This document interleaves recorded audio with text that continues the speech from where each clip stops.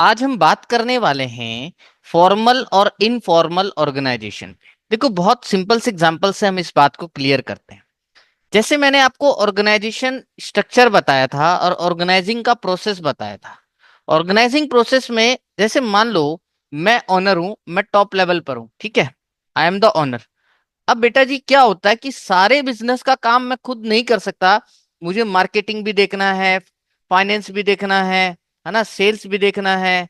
ये सब कुछ मेरे लिए पॉसिबल नहीं है सब कुछ देखना। तो मैं क्या करता हूं, मैं अपने पावर को डेलीगेट करना चालू कर देता हूं। कुछ प्रोडक्शन डिपार्टमेंट में डाल देता हूं कुछ काम, कुछ सेल्स डिपार्टमेंट में डाल देता हूं, कुछ फाइनेंस डिपार्टमेंट में डाल देता हूँ, कुछ मार्केटिंग डिपार्टमेंट में डाल देता हूँ, कुछ परचेज डिपार्टमेंट में डाल देता हूँ। यानी मेरे बिजनेस का जितना भी काम था उसको आइडेंटिफाई किया मैंने और सभी लोगों में बांट दिया। और सभी डिपार्टमेंट के एक एक मैनेजर मैंने बना दिया। तो भैया ये मैंने ऑफिशियली किया है। देखो, मैं मालिक हूं, ये मैं ऑफिशियली कर रहा हूं, है ना। जानबूझ के कर रहा हूं भाई, क्योंकि मैं सारा ये काम नहीं कर सकता। मैं दोस्ती यारी में नहीं बांटा ये कामों को, मैंने ऑफिशियली बांटा कि भैया मेरा ऑर्गेनाइजेशन अच्छी तरह चल पाए। अगर मैं सारे काम को देखूंगा तो मैं अच्छी तरह नहीं चला पाऊंगा, तो इसलिए मैंने सारे काम बांट दिए और सभी डिपार्टमेंट्स के मैनेजर अपॉइंट कर दिए और सभी डिपार्टमेंट को क्लियर कर दिया तुमको क्या काम करना है, किसके पास कितनी अथॉरिटी है। परचेज डिपार्टमेंट के लोगों को क्लियर कर दिया कि भैया तुमको कोई भी प्रॉब्लम हो तुम अपने मैनेजर को रिपोर्ट करोगे, तुमको कुछ पूछना होगा तुम अपने मैनेजर से रिपोर्ट करोगे। और परचेज डिपार्टमेंट का मैनेजर जो है वो सारे डिसीजन परचेज डिपार्टमेंट से रिलेटेड लेगा। कोई बड़ी डिसीजन इसको लेना होगा तो ये मेरे से आकर कंसल्ट कर लेगा। उसी तरह sales department, finance department, marketing department और प्रोडक्शन डिपार्टमेंट, परचेज डिपार्टमेंट काम करेंगे। राइट। तो यहां क्या समझे हम कि फॉर्मल ऑर्गेनाइजेशन एक ऐसा ऑर्गेनाइजेशन है जहां पर काम के लिए सिस्टम बनाया, तो वो स्ट्रक्चर वाइज सिस्टम बनाया, प्रॉपर स्ट्रक्चर प्रॉपर सिस्टम बनाया। और ये ऑफिशियली बनाया भैया कि सारे ऑफिशियली सब कुछ इसको फॉलो करे, दोस्ती यारी में नहीं बनाया मैंने कोई सिस्टम, ठीक है। किसने बनाया जी? टॉप मैनेजमेंट ने बनाया। किस लिए बनाया? ताकि बिजनेस अच्छी तरह चल पाए, बिजनेस के जो गोल्स हैं वो क्लियर रहे। तो इस सिस्टम को जो मैंने बनाया फॉर्मल ऑर्गेनाइजेशन में, इसमें मैंने क्लियर कर दिया कि भैया कौन क्या करेगा, कौन किसको रिपोर्ट करेगा, किसकी क्या रेस्पॉन्सिबिलिटी और अथॉरिटी है ना। ये रिटर्न फॉर्म में होगा बेटा, प्लान्ड है बिल्कुल तरीके से इसको बनाया गया। राइट। तो अब हम फीचर्स को भी समझ लेते हैं कि फॉर्मल ऑर्गेनाइजेशन का फीचर्स क्या है। देखो, clearly defined roles and authorities. तो यहां पर परचेज मैनेजर को और परचेज डिपार्टमेंट के लोगों को सबको क्लियर है कि भैया उनको किससे रिपोर्ट देना है काम कंप्लीट होने के बाद, कुछ पूछना है तो किससे पूछना है ना। जो भी स्ट्रक्चर मैंने बनाया, जो भी काम को बांटा, वो गोल से रिलेटेड था, फालतू की बातों से रिलेटेड नहीं था। अब देखो, कल को हम ऑर्गेनाइजेशन पे मैं क्या करता हूँ, सभी का मीटिंग लेता हूँ। अब मीटिंग किस लिए लिया कि भैया मैंने गोल सेट किया है कि नेक्स्ट ईयर हमें अपने सेल को 20% से बूस्ट करना है। तो वहां पर जितनी भी बातें करूंगा मैं, ऐसा तो नहीं पूछूंगा और भाई तेरी मौसी का लड़का क्या कर रहा है, नहीं ना।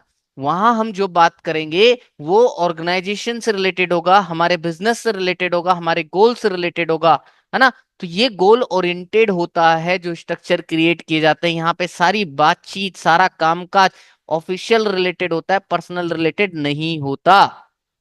ठीक है जी।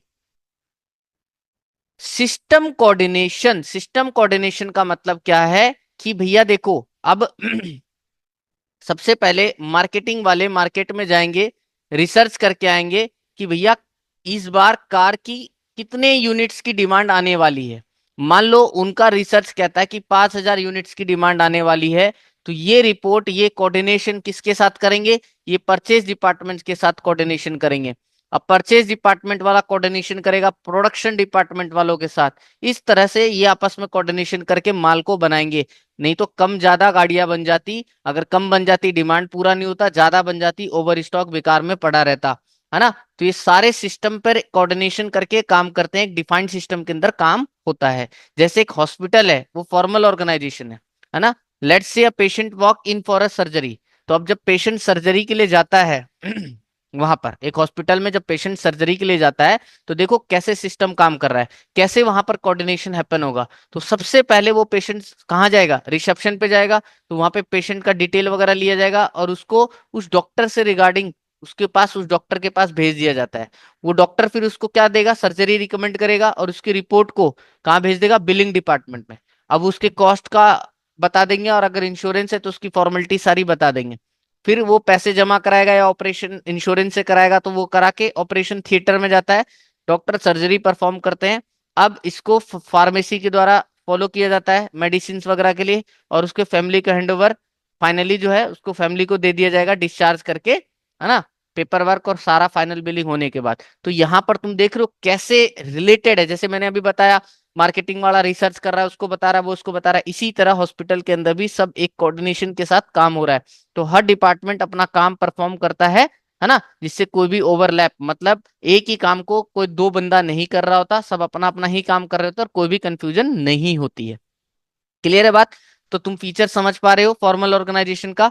डेलिब्रेट डिजाइन किया गया है बेटा, अपने आप नहीं हो गया कि ये इसको पावर दे दिया, ये परचेज मैनेजर बन गया, ये सेल्समैन, इसको डेलिब्रेटरी ये हमने दिया है। मैं मालिक हूं, मैंने बनाया है भाई। टॉप लेवल मैनेजमेंट ने बनाया, किस लिए?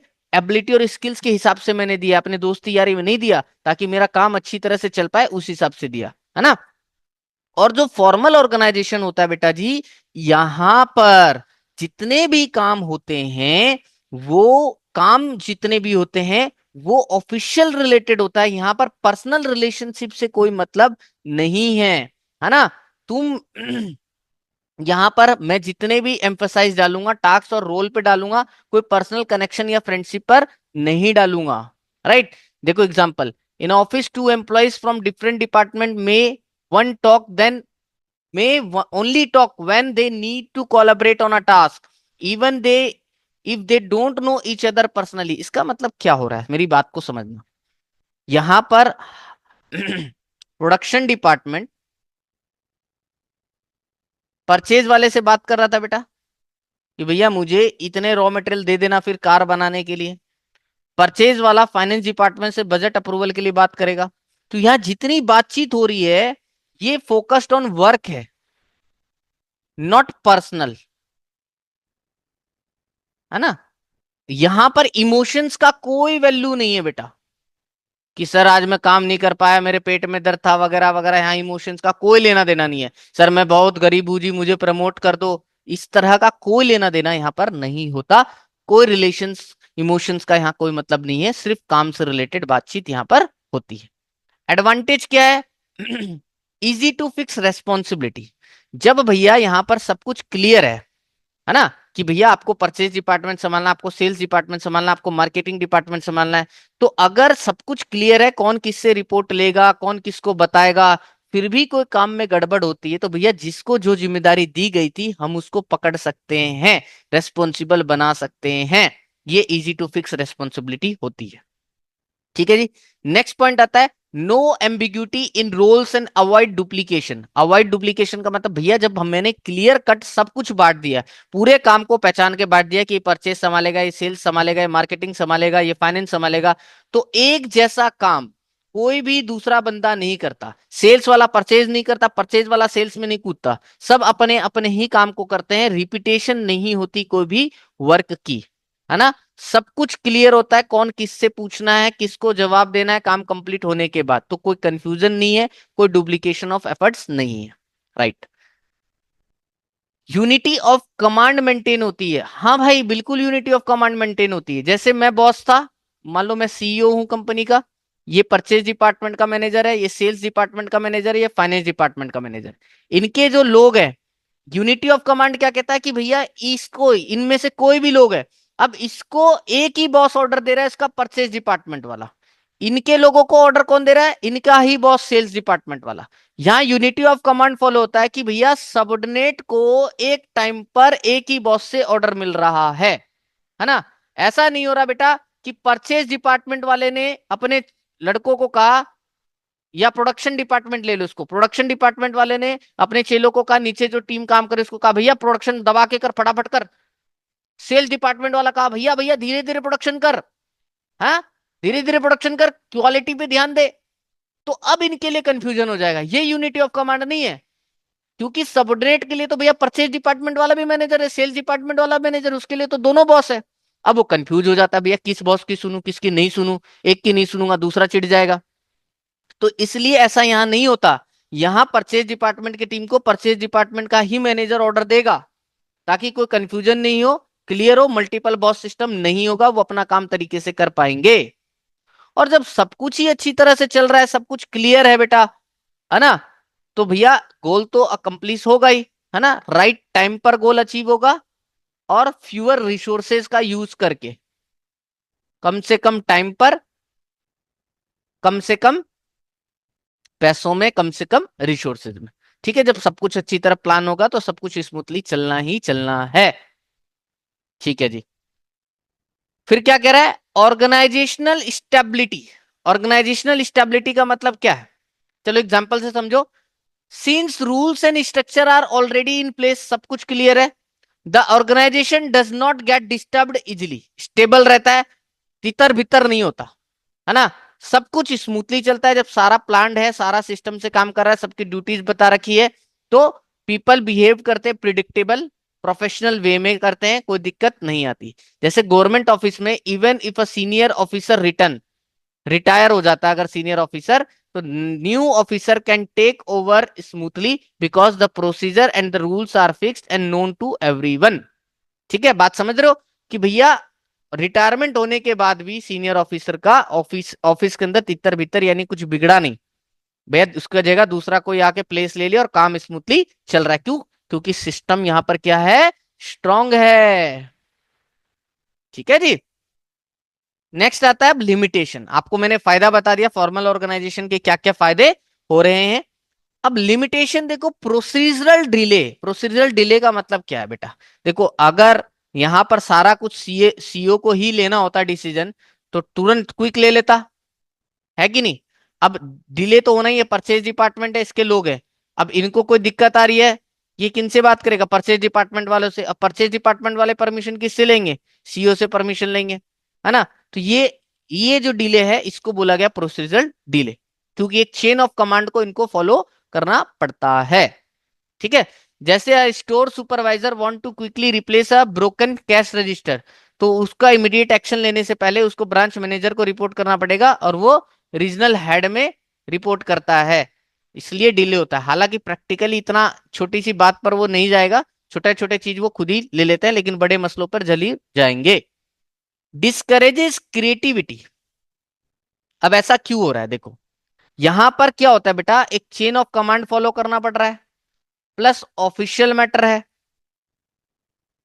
ना, तो इनको फॉलो करने को ज्यादा कहा जाता है। जो भी प्लानिंग करके दी गई है उनको फॉलो करने को कहा जाता है कि भैया आप इसको फॉलो करो। तो इससे क्या हो रहा है, formal system often do not appreciate और reward new ideas if they don't follow standard procedure. Talented employees may feel restricted. इसका मतलब क्या हुआ कि भैया एक गवर्नमेंट ऑफिस था, जैसे एम्प्लॉय सजेस्ट किया faster method for document processing, but because the system is rigid the idea may be ignored even if it is good. समझ रहे हो, तो भैया जिसने आइडिया दिया बोला यार मैं तो बेवकूफ कहलाया, इनको इतनी अच्छी बात बताई, इन्होंने ना रिवॉर्ड दिया ना अप्रिशिएट किया, और उल्टा ना मेरे बात को सुना, इग्नोर कर दिया। तो इससे डिस्करेजिविटी आती है। इनको मेनली बोला जाता है कि जो सिस्टम बना कर दे रखा भैया उसको फॉलो करो, उसमें अपना नहीं चलाओ। और हालांकि बेटा पता है क्या है, होता भी यही है। आप जब सिस्टम बनाओ ना, तब अपना सिस्टम बड़ा स्ट्रांग रखो। मैं ये नहीं कहता सिस्टम पे रिजिड रहो, सिस्टम को फ्लेक्सिबल करो, अच्छे आइडियाज आए तो उसको चेंज करो, लेकिन हर आइडियाज को अगर तुम चेंजेस करने लग जाओगे तो तुम्हारी जो टीम होती है वही तुम्हारे सिस्टम को बिगाड़ कर रख देगी। 100 तरह के आइडियाज देते हैं, 100 तरह का कुछ करते हैं, खुद काम करना नहीं। जहां पर उनको सिस्टम इजी लगता है, जो मेथोलॉजी उनको इजी लगता है, सब अपने तरीके से बता देता है। भैया सबको सबका काम करने का तरीका अलग अलग है, सब अपना अपना इजी मेथड बताते चलते हैं, है ना। इसलिए कहा जाता है अपना सिस्टम बनाओ, खुद सोच के बनाओ और अच्छा सिस्टम बनाओ, लेकिन किसी ने सजेशन दिया उसका वेलकम जरूर करो, उसको सुनो, और तुमको लगता है हाँ ये हम कर सकते हैं तो उसको जरूर अमेंड कर दो। ठीक है जी। नेक्स्ट आता है ignore human side of work relationship. देखो बेटा इसको बहुत अच्छी पॉइंट है, जो तुमको मैं बता रहा था एडवांटेज वहां पर, कि ये वर्क से रिलेटेड होता है, कोई भी इमोशंस को ये फॉलो नहीं करता, नो इमोशंस को, ये कोई भी इमोशंस को फॉलो नहीं करता। जैसे अगर मैं बात करूं मान लो स्कूल के अंदर मैं क्या देखता हूं कि मेरी जो टीम के अंदर बहुत सारे टीचर्स हैं, है ना, वो बहुत पेन लेते हैं, बहुत एक्स्ट्रा एफर्ट डालते हैं बेटा। अपना जो उनका लेक्चर, फ्री लेक्चर होता है, उस फ्री लेक्चर के अंदर भी स्टूडेंट्स का होमवर्क कंप्लीट कराना, है ना, उनको एक्स्ट्रा टाइम देकर समझाना, तो ये चीज भी करते हैं। लेकिन बेटा जी कभी भी ये चीज ना नोट नहीं होता। नोट क्या होगा भैया, उनका टाइम टेबल है, उनके टाइम टेबल में मान लो उनका वीकली 32 लेक्चर आता है, तो भैया ऑफिशियली तो क्या दिख रहा है कि भैया ये 32 लेक्चर पढ़ा रहा है या पढ़ा रही है, लेकिन ये जो इमोशंस था, जो ये कनेक्टिविटी थी, ये नहीं दिख पाता। हाँ वैसे दिख रहा है, लेकिन ऑन पेपर, ऑन डॉक्यूमेंट ये चीज नहीं दिख पाता। ठीक है, तो यही कह रहा है ह्यूमन साइड जो ये एज एन ह्यूमैनिटी जो वर्क किया, ये पेपर साइड वर्क नहीं दिख पाता। तो the most focus is mostly on task, role and rules. यहां पर क्या होता है, ऑर्गेनाइजेशन जब फॉर्मल हो जाता है तो सारा हमने जो काम दिया है उस पे फोकस है, जो हमने रूल बनाया उस पे फोकस है। कोई इमोशनल नीड्स पर या टीम वर्क पर या इनफॉर्मल रिलेशनशिप पर फोकस नहीं रहता। These make it hard to understand how people actually interact or support each other in real work. जैसे स्कूल के लिए कह रहा था, time table says your maths teacher teaches only maths, but one day she helps you with a personal problem और comfort when you are upset. तो भैया जो स्कूल का चार्ट है वो सिर्फ ये दिखाएगा तुम एक मैथ टीचर हो, तुम इतने लेक्चर लेते हो, तुमने ये नहीं दिखाएगा वो तुमने एक्स्ट्रा केयर किया, सपोर्ट किया किसी बच्चे को। This kind is not shown in the formal structure, पर although these are very important, तो ये कहा गया है कि इग्नोर करता है ह्यूमन साइड ऑफ वर्क को। आई होप ये बात तुमको क्लियर हो जानी चाहिए। तो इसलिए ये हार्ड हो जाता है भैया कि भैया कैसे पीपल इंटरेक्ट करे या सपोर्ट करे एक दूसरे को, क्योंकि अब वो टीचर ये फील करेगा यार मैं तो इतना कर रहा हूं फिर भी मेरे को कुछ नहीं समझा जा रहा, है ना। तो फॉर्मल ऑर्गेनाइजेशन मैंने आपको पूरा पिक्चर क्लियर कर दिया। नेक्स्ट लेक्चर में हम बात करेंगे इनफॉर्मल ऑर्गेनाइजेशन के बारे में।